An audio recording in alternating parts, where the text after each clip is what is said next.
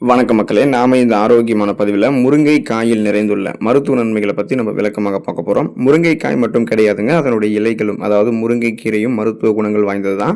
வாரத்தை 2 முறை முருங்கைக்காயை நம்மளுடைய உணவுகளை சேர்த்துக்கொள்ளும் போது ஒட்டுமொத்த உடல் நலத்திற்கும் மிகவும் வேண்டிய ஊட்டச்சத்துக்கள், அடிப்படையான ஊட்டச்சத்துக்கள் கிடைக்கிறதால முருங்கைக்காய் ஒரு சூப்பர் ஃபுட்டாக இருந்து நமக்கு பல்வேறு விதமான மருத்துவ நன்மைகளை கொடுக்குது.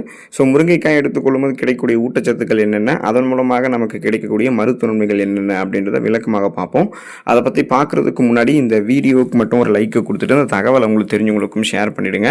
ஏன்னா இது அவங்களுக்கும் பயனுள்ளதாக இருக்கக்கூடிய ஒரு ஆரோக்கியமான பதிவு தான். இது போன்ற அப்டேட்ஸ்கள் நீங்கள் தொடர்ந்து பார்க்குறதுக்கு நம்மளுடைய ஹெல்த் நியூஸ் தமிழ் சேனலை மறக்காமல் சப்ஸ்கிரைப் பண்ணி வச்சுக்கோங்க.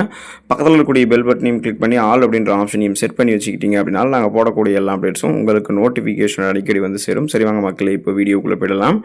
எலும்பு ஆரோக்கியம் மேம்படுவதற்கு, அதாவது போன்ஸ் எல்லாம் வந்து ஸ்ட்ரென்த்தாக இருக்கிறதுக்கு நம்ம தொடர்ந்து வந்து பார்த்தோம்னா முருங்கைக்காய் வந்து எடுத்துக்கொள்ளலாங்க. காரணம், முருங்கைக்காயில் அதிகப்படியான கால்சியம், இரும்புச்சத்து மற்றும் பாஸ்பரஸ் போன்ற எலும்புகளை வலுப்படுத்தக்கூடிய அடிப்படையான ஊட்டச்சத்துக்கள் நிறைந்து காணப்படுது.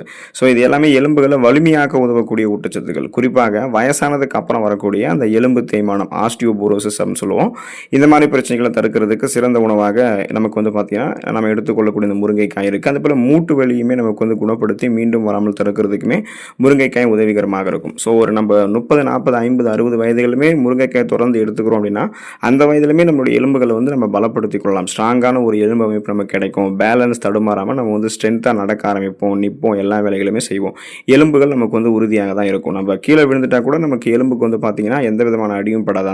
அந்த அளவுக்கு எலும்புகளை பலம் பெற வைக்கணும்னா முருங்கைக்காய் எடுத்துக்கலாம். அதன் மூலமாக ஆஸ்டியோபோரோசிஸ் மட்டும் கிடையாது, மூட்டு வலி மட்டும் கிடையாது, எலும்பு மெலிவு நோய், மூட்டு வலி, எலும்புருக்கி, முடக்குவாதம், எலும்பு மஜ்ஜைகளில் ஏற்படக்கூடிய பிரச்சனை, மூட்டு அலர்ச்சி போன்ற எந்த விதமான எலும்பு தொடர்பான பிரச்சனைகளுமே நமக்கு ஏற்படாமல் எலும்புகளை பலப்படுத்திக் கொள்வதற்கெல்லாமே முருங்கைக்காய் எடுத்துக்கொள்ளலாங்க. அனிமியா என்று சொல்லக்கூடிய ரத்த சோகை நோய், இந்த நோயை குணப்படுத்தி மீண்டும் வராமல் தடுக்கிறதுக்கு எல்லாமே நம்ம முருங்கைக்காய் எடுத்துக்கொள்ளலாம். அதாவது ப்ரிவென்ஷன் ஆஃப் அனிமியா, அனிமியா வந்து நம்ம பாதுகாத்துக்கு முன்னாடியே வந்து வராமல் தடுக்க முடியும். இப்போ முருங்கைக்காய் வந்து நம்ம எடுத்துக்கிறோம் அப்படின்னா அந்த அனிமியாவை தடுக்கிறதுக்கான காரணம் முருங்கைக்காயில் என்ன சத்து இருக்குன்னு கேட்டிங்கன்னா வளமான அளவில் இரும்பு சத்து, அயன் வந்து மிக அதிகமான அளவில் இருக்குங்க. ஸோ இது என்ன பண்ணும் அப்படின்னா ஹீமோகுளோபினுடைய அளவை நமக்கு அதிகரிக்கிறதுக்கும் ரத்த சோகையை குணப்படுத்துறதுக்குமே பெரிதும் உதவிகரமாக இருக்கும். ரத்த ஓட்டத்தை சீராக்கி உடலுக்கு வந்து புத்துணர்ச்சியுமே கொடுக்கும்.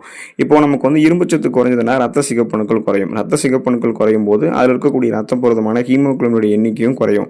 ஹீமோகுளோபின் தான் நம்ம உடல் உறுப்புகள் இருக்கக்கூடிய அனைத்து பாங்களுக்கும் ஆக்சிஜனை சப்ளை பண்ணுது. ஸோ அப்படிப்பட்ட ஹீமோகுளோபினுடைய கவுண்ட் வந்து குறையும் போது மயக்கம், தலைவலி, குமட்டல், வாந்தி, உடல் சோர்வு, கவனமின்மை, இந்த மாதிரியான அறிகுறிகளை நமக்கு தென்பட ஆரம்பிக்கும். ஸோ இந்த மாதிரி தென்பட்டுச்சுன்னா போதுமான அளவுக்கு ஆக்சிஜன் சப்ளை நமக்கு இல்லைன்னு அர்த்தம்.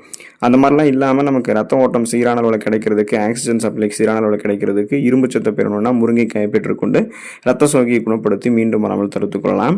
செரிமான மண்டலம் ஆரோக்கியமாக இருக்கிறதுக்கு, அதாவது டைஜஸ்டிவ் வந்து ப்ராப்பராக ஹெல்த்தாக நமக்கு இருக்கிறதுக்கு வந்து முருங்கைக்காய் எடுத்துக்கொள்ளலாம். அதுக்கான காரணம் என்ன அப்படின்னா முருங்கைக்காயில் இருக்கக்கூடிய வளமான அளவில் ஃபைபர் என்று சொல்லக்கூடிய நார்சத்து தான். ஸோ இதுதான் செரிமானம் தொடர்பான பிரச்சனைகளை நமக்கு வந்து குணப்படுத்துது.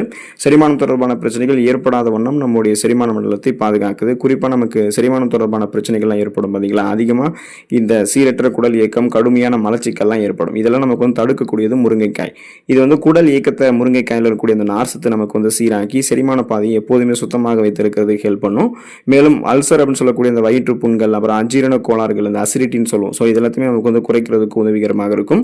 சுருக்கமாக சொல்லணும் அப்படின்னா நம்மளுடைய சாப்பிடக்கூடிய உணவுகளை நார்சத்து குறைபாட்டால் செரிக்க விடாமல் போயிடுச்சு அப்படின்னா முருங்கைக்காய் நம்ம எடுத்துக்கொள்ளும் போது அதில் இருக்கக்கூடிய வளமான அளவுள்ள நார்சத்து நம்ம சாப்பிடக்கூடிய உணவு மூலக்கூறுகளை செரிக்க வைக்கும், உடைத்து. அதே போல் அந்த உணவு மூலக்கூறுகளிலிருந்து ஊட்டச்சத்துக்கள் உறிஞ்சப்பட்டது போக மீதம் இருக்கக்கூடிய கழிவுகளை குடல்கள்லேருந்து வெளியேற்றிவிடும்.